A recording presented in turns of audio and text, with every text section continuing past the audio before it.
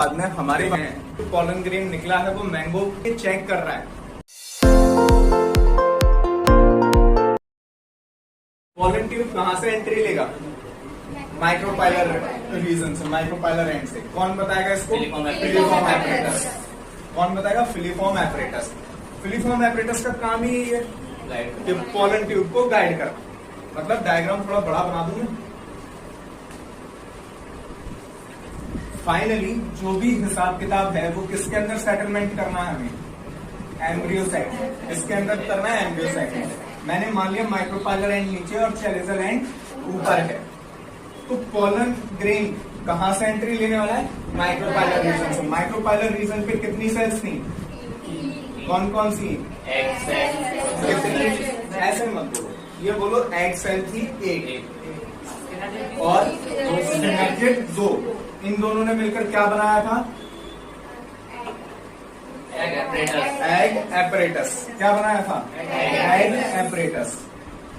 Egg apparatus में total कितनी sales हो गई? 3 सेल्स हो गई। अभी देखना थोड़ी देर में पोलन ट्यूब ग्रोथ कर रहा है। 12th क्लास में एक एक्सपेरिमेंट होता है, स्लाइड प्रिपरेशन, जहां पर पोलन ग्रेन को जर्मिनेट करवाना होता है। न्यूट्रिएंट मीडियम बनाते हैं, शुगर सॉल्यूशन, बोरॉन और ये सारी चीजें, मैग्नीशियम, ये सब डाल के उसको कैविटी स्लाइड होती है, गड्ढा होता है उसमें, एक ड्रॉप से डाल देते हैं और उसमें पोलन ग्रेन को डस्ट कर देते हैं। थोड़ी देर में आप स्लाइड के ऊपर कवर स्लिप रखकर माइक्रोस्कोप के अंदर ऑब्जर्व करते हो। 15-20 मिनट में वो ग्रोथ करने लगता है पोलन ग्रेन। ये 2 कौन सी सेल्स है बेटा? सिनर्जिड्स। अब पता है इनके साथ में क्या होने वाला है? इनके साथ जो होगा वो अपन देखते हैं, पहले पूरा बना लें इसको। ये क्या है? Polar nuclei. ये वाली सेल कौन सी है? ऊपर क्या बना दूं? कितनी? 3। कितनी सेल्स हो रही है टोटल? न्यूक्लियस कितने नजर आएंगे? 8 नजर आएंगे। पोलन ट्यूब कहां से आ रहा है? बगल से आ रहा है, दिखा था अभी। पोलन ट्यूब आ रहा है। पोलन ट्यूब आके सबसे पहले एंट्री लेगा सिनर्जिड में। किसके थ्रू एंटर करता है ये? माइक्रोपाइलर एंड के थ्रू एंटर करेगा और सबसे पहले किसके आर पार घुस जाएगा? सिनर्जिड में। कितने मेल गैमेट होंगे?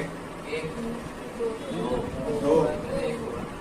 अरे क्यों होगा? एक जब जनरेटिव सेल डिवाइड की तो कितने मेल गैमेट बने थे? 1 बना था, 2 बने थे। तो पोलन ट्यूब के अंदर कितने मेल गैमेट होंगे? 2 मेल गैमेट होंगे। सबसे पहले इस पूरे एम्ब्रियो साइट में डेथ किसकी होगी? अगर 2 मेल गैमेट थे, ये दोनों मेल गैमेट कहाँ रिलीज हो जाते हैं? पर्पल कलर से, इसको पिंक से बता। 2 मेल गैमेट कहाँ रिलीज हो जाएंगे? सेंट्रल सेल के साइटोप्लाज्म में। कहाँ रिलीज होंगे? सेंट्रल सेल के साइटोप्लाज्म में। ये 2 मेल गैमेट आगे बढ़ते हुए कहाँ पर आ गए? सेंट्रल सेल के साइटोप्लाज्म में। यहाँ पर है, सिनर्जिड को मार दिया इन्होंने। अब क्या होगा? एक मेल गैमेट तो फ्यूजन कर लेगा किसके साथ में? एग सेल के साथ में।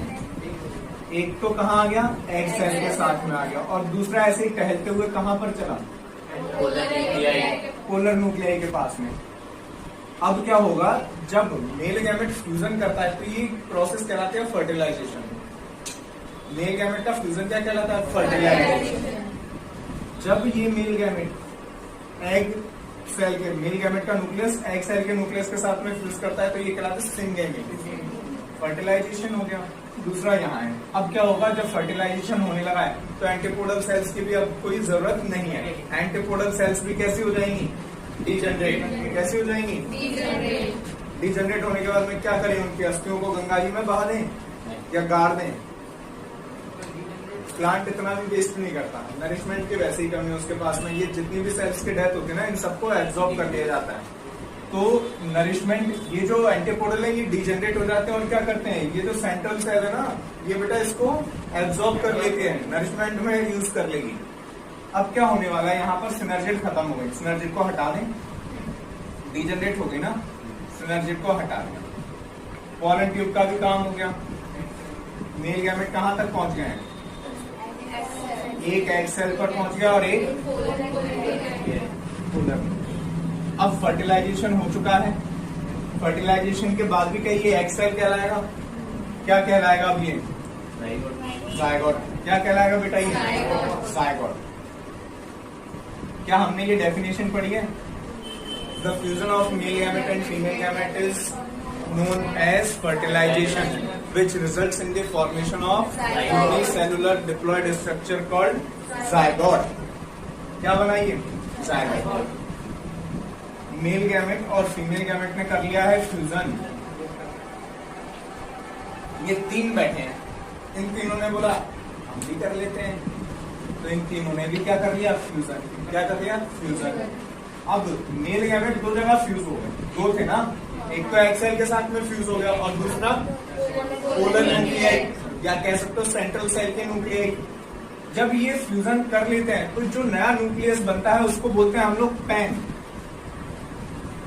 बोले तो प्राइमरी एंडोस्पर्म न्यूक्लियस। तुम्हें कुछ अजीब लगा होगा यहाँ, एंटीपोडल भी डिजनरेट हो जाती है इस सिचुएशन पे बात आती है। तो बचता क्या है फिर? प्राइमरी एंडोस्पर्म न्यूक्लियस और जायगोट। अजीब आपको ये लग रहा होगा कि यार दो मेल गैमेट थे, दो जगह टकराए हैं ये, और हमने बोला था कि अगर फ्यूजन होता है मेल गैमेट का तो उसे तो फर्टिलाइजेशन कहते हैं। क्या इसमें दो बार फर्टिलाइजेशन हुआ? एक तो एक्सेल के साथ में मेल गैमेट फ्यूज हुआ तो एक फर्टिलाइजेशन, और एक पोलर न्यूक्लियाई के साथ में मेल गैमेट फ्यूज हुआ तो यहाँ पर दूसरा फर्टिलाइजेशन। दो फर्टिलाइजेशन हो रहे हैं। तो क्या इस इवेंट को हम लोग डबल फर्टिलाइजेशन कह रहे हैं? बहुत ही यूनिक इवेंट है। तो सिर्फ एंजियोस्पर्म ऐसा है, सिर्फ एंजियोस्पर्म है जिसके अंदर डबल फर्टिलाइजेशन होता है। ब्रायोफाइट, टेरिडोफाइट, एल्गी, जिम्नोस्पर्म किसी में नहीं होता। ये यूनिक इवेंट है जो सिर्फ और सिर्फ किसमें होने वाला है? एंजियोस्पर्म में। तो डबल फर्टिलाइजेशन क्या बेटा? हाँ, तो डबल फर्टिलाइजेशन ये कई बार 12th में और नीट में दोनों में पूछा जा चुका है कि डबल फर्टिलाइजेशन किस में होगा? सिर्फ और सिर्फ एंजियोस्पर्म में होता है। बाकी एल्गे, ब्रायोफाइट, टेरिडोफाइट, जिम्नोस्पर्म किसी में नहीं होता। सिर्फ किस में होने वाला है बेटा? एंजियोस्पर्म। अब ये रहा जायगोट, ये रहा primary endosperm nucleus.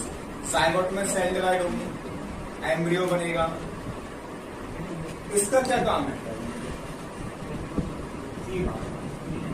Primary endosperm nucleus क्या काम करे?